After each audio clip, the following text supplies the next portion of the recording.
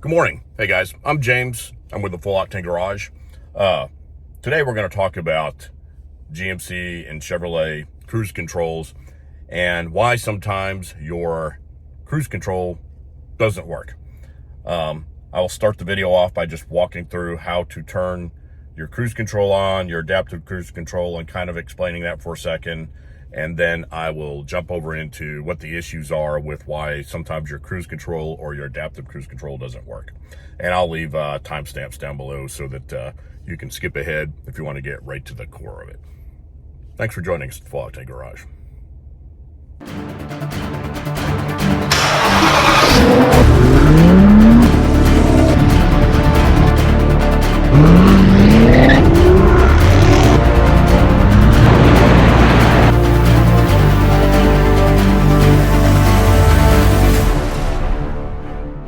I'm in a 2022 GMC Denali 1500 6.2 liter truck. This is the first truck that I've had that came with the adaptive cruise control, but the cruise control seems to work basically the same way as the 2019. It's just got an added feature to it.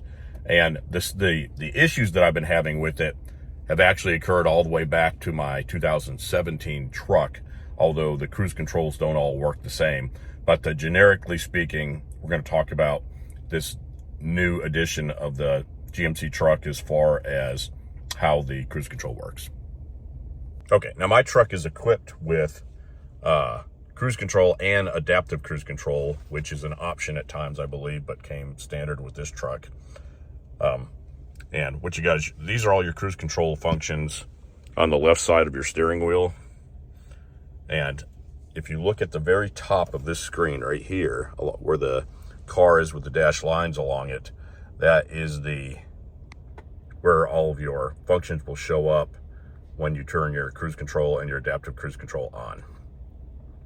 That dashed line with the car in the middle of it is your lane assist that when it's turned on, the cameras will read the lines in the road and keep you generally within the lines of the road. They'll give some active function that will steer you back in and give you a audible or a seat vibrating warning that you're starting to veer outside your lane. Looking at the cruise control functions, this turns your cruise control on. So I'm going to push this button. Back the camera up so we can see both. When I push this, you see the cruise control has appeared up here at the top, and it shows that the cruise control is on, but it's not active. And if I want to set the cruise control, which it's not going to do right now, I just take this lever and I pull it down, and it will set the cruise control at the speed that you're going at that time. See, it says set, and you just pull this lever down. But it won't do it under like 25 miles an hour or so. And if you cancel the cruise control by like hitting your brake, then you can resume that cruise control at that same speed by tipping it up. And that's your resume button. So that's regular cruise control. To put on your adaptive cruise control, you hold this button down. And you have to hold it down for a few seconds, and this message will appear. So your adaptive cruise control is available, and you'll see that there's a different symbol up there. It's got like the speedometer with the car up there. That is your adaptive cruise control signal. And how that works is when you're driving down the road, you can, the car will stay the set distance away from the vehicle in front of it. And I think it incorporates speed also. And it has 3 levels of it. It's called a gap adjustment. And so this button in the top right-hand corner, you can adjust your gap adjustment, And I'll hold that up there and I will push the button. And so right now it's in the minimum gap adjustment. And if I push it again, it goes to the maximum. And then you can kind of scroll through. You push it one more time, it goes down 1. Push it one more time, it goes down 1.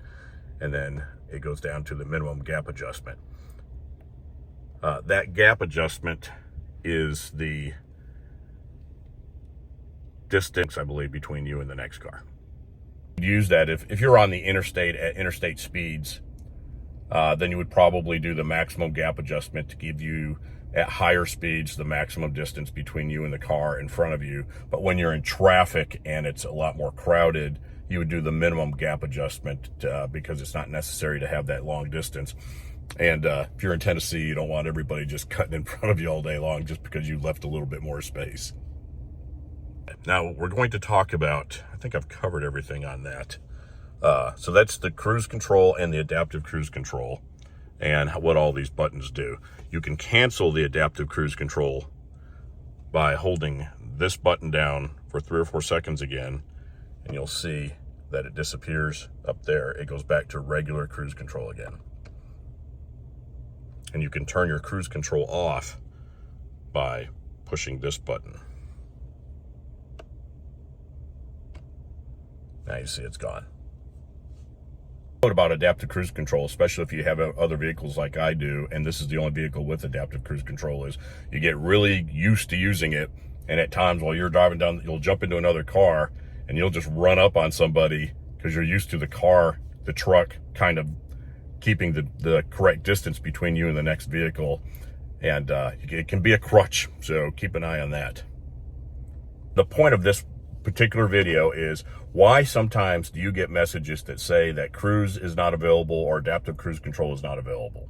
I've taken the truck to the dealer because of these issues, and the dealer will check the systems and all and say found no problem. Part of what controls the cruise control system is a camera that's on the other side of your windshield. When you have a dirty truck, or there is frost on your car, or snow or ice on your windshield, it blocks that camera and doesn't allow it to see forward to know whether there's vehicles ahead of you or not, and so it disengages the cruise control. So that's one main reason, because it was happening to me in the morning and I couldn't quite put my finger on what was going on, and now after investigating it some, that's exactly what it was. You could get up there and clean the windshield in front of that camera, and you should be able to get that function back on your truck. Something else that will cause that camera to not work is if you're driving, like when I'm coming in the morning and I'm driving directly into the east and the sun's coming over the horizon, the light from the sun, I guess, causes that camera not to operate correctly, and it will disengage your cruise control also. You need to be aware of how it happens and watch for it, because what will happen is you get used to you're just cruising down the interstate at interstate speed, and all of a sudden your cruise control will drop out, and it's just a message on the screen. If you're looking ahead, not watching your screen, you might not know your cruise control has dropped out until you notice that your speed has dropped 5, 10, 15, 20 miles an hour, and all of a sudden you're not driving with traffic, but you might be in the left-hand lane kind of clogging traffic back up. And so that you need to be aware of that. The other thing is it will come in and out depending on whether that camera's blocked. So if you've got frost on the windshield or rain or something of that nature and it's blocking that camera, as things move on the windshield, or maybe as your wipers clear or not clear it, your adaptive cruise control your cruise control can come in and out and work at times and not work at other times. But you should not, if you get that message during clear, clean weather and your windshield's clean, you should probably take it to the dealer and have them check that camera out and see what's going on. But if you're seeing it during inclement weather and there's debris on the windshield, ice or whatnot, then that's probably what you're looking at, is that the weather or dirt or whatnot is affecting the operation of your adaptive cruise control. Hope that helps. If you've seen this before, if you got any other comment or whatnot, feel free to leave the comments down below. We don't know everything about these trucks, although we've had probably 10 of them. So I drive 50,000 miles a year in my truck, so I put a lot of miles on it. But there's always stuff that other people see that we don't see. So if you got any comments or whatnot, please leave them in the comments down below. Don't forget to subscribe. Check us out on Facebook and Instagram. Check out Full Octane Insurance for your collector and classic car needs. And check out, we do other photography and videography and post some car stuff on Driving with Melissa. Thanks for joining us at the Full Octane Garage. We'll see you soon.